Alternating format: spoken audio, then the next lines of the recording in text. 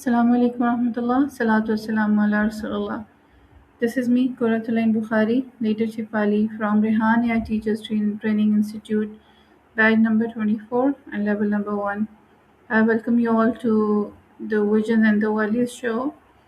Today's day 23 of my AI Teachers training, and I'm assigned to record a video on a topic exploring digital nomadism and is it the future of work.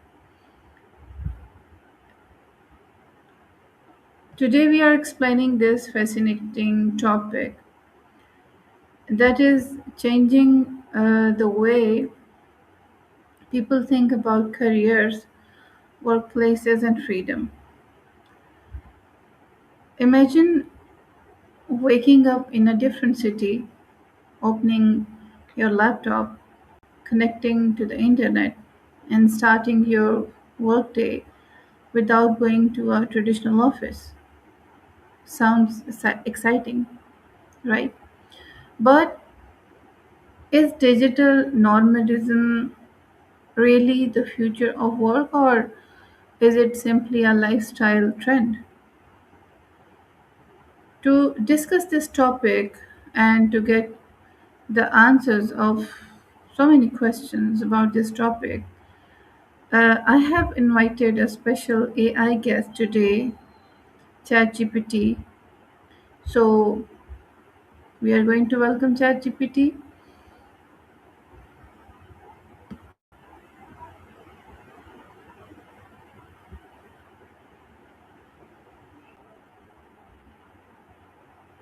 Hello, ChatGPT.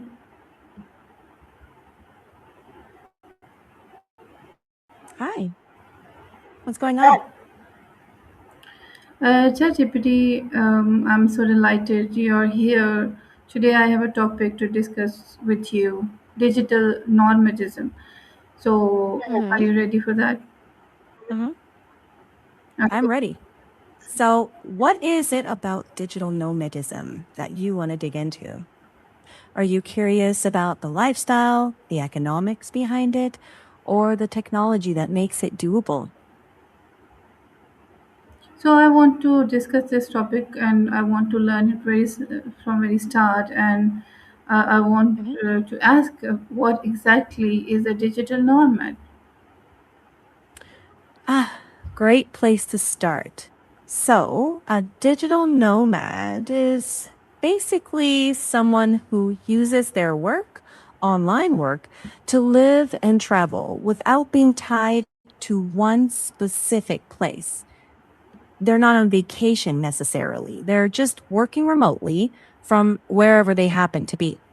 So that could be like, a beach town, a co living space in another country, or even just moving between cities. The core idea is location independence. Their job doesn't require them to sit in one office, one location or place to do it. Usually, they rely on internet based work like programming, writing, design, teaching, or running online stores. But it's not all freedom and fancy sunsets. It's also juggling time zones, visas, sometimes unstable Wi Fi, and blurring boundaries between work and rest. So, the key idea is location independence, right? Exactly. Location independence is the heart of it. The work isn't tied to a single zip code. From there, everything else kind of cascades. You choose environments that fit your energy or budget instead of the other way around. But, it also means building routines that can survive constant motion, like figuring out how to maintain social connections and mental focus while everything else keeps shifting.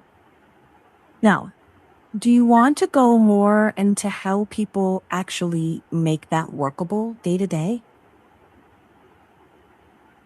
Yes, but before that, I want to discuss how Is a digital nomad different from a traditional employee? Hmm. So, a traditional employee usually has the set location, fixed hours, and a predictable routine. A digital nomad, well, swaps that stability for flexibility, but also uncertainty. Instead of, say, clocking in at 9 a.m. at the same desk, they might be hopping between a co-working spot in Lisbon 1 month and then a cafe in Mexico City the next. Their rhythm is self-directed. It means more autonomy, but also more self-management. You set the pace, but you also absorb the risks. There's no HR office to sort out your concerns or schedules. Benefits like health insurance or equipment support, those often don't come standard.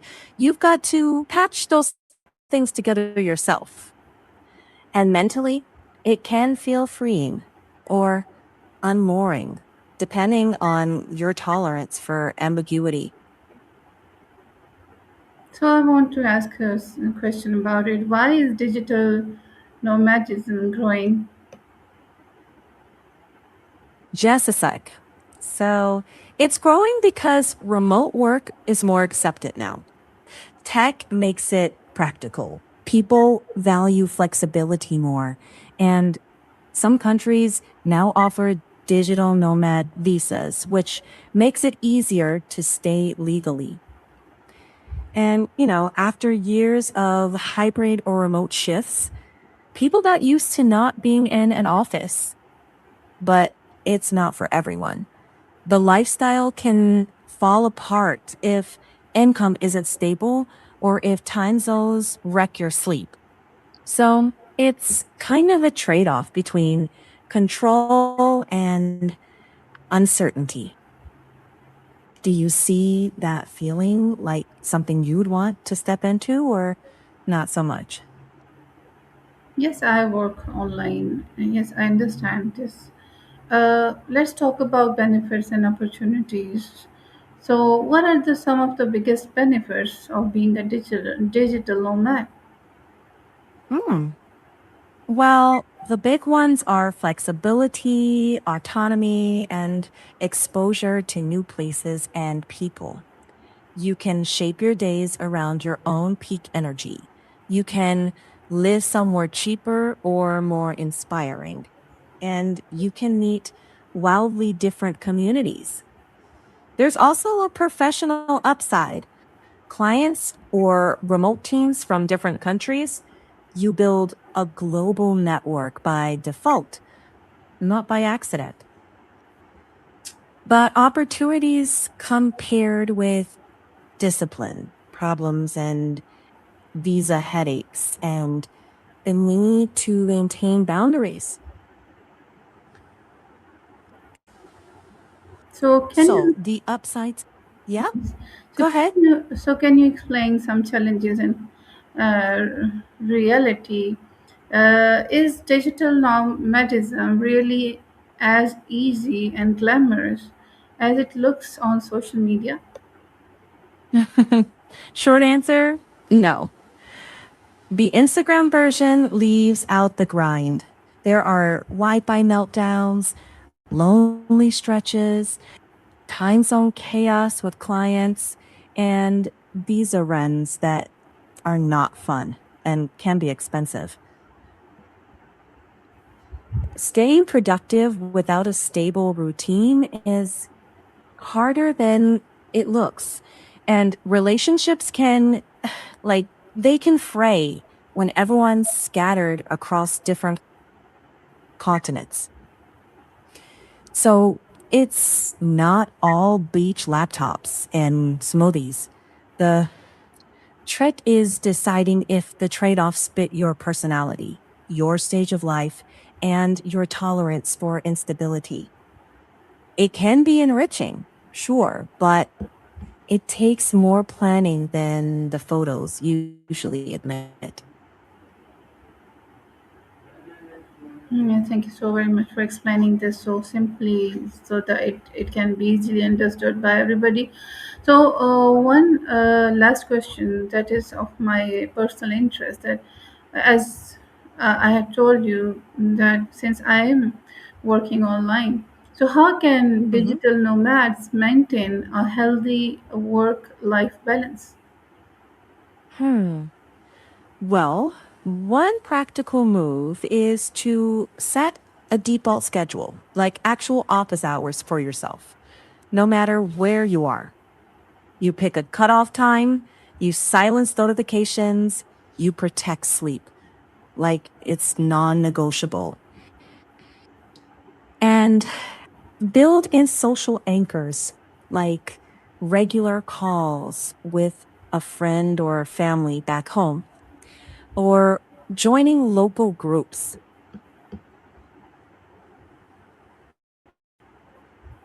Uh, and, if possible, stay somewhere a bit longer instead of constantly moving because that can lower stress. And honestly, be intentional. Don't chase wherever seems cheapest or trendy. Pick what fits your work rhythm and your mental health. That's how it becomes sustainable and instead of just performative. Does that line up with what you're aiming for? Yes, that is what a wonderful note to end on. Today's conversation has shown us that digital nomadism is much more than traveling with a laptop. It represents a large transformation in the way we think about work, freedom, technology, skills, and lifestyle. Yes. And like most transformations, it's exciting and a little messy. Yeah, thank you so much, ChatGPT, for being with us. And you have explained this topic so beautifully, and it was easy to understand by everybody, I hope. So, it was me, Kuratulin Bukhari, Leadership Wali from Rehan AI Teachers Training Institute. And that was it. Inshallah, with some other topic in some other video, I'll meet you again. Till then, Allah bless you all.